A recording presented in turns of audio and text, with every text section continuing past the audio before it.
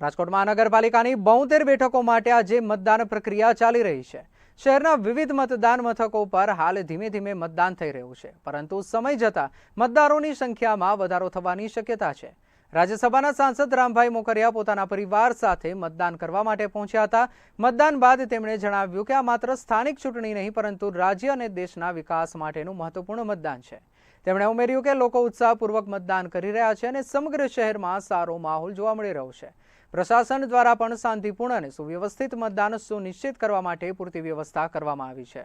મતદારોને ખાસ મારી વિનંતી છે કે મત લોકશાહીમાં ખૂબ અગત્યની વાત છે, તો બધાએ 100% મતદાન કરવું જોઈએ એવી હું અપીલ કરું છું। અને આ જે મતદાન છે એ વિકાસને મત છે, દેશના પ્રગતિને મત છે, આપણા ગુજરાતના વિકાસને મત છે।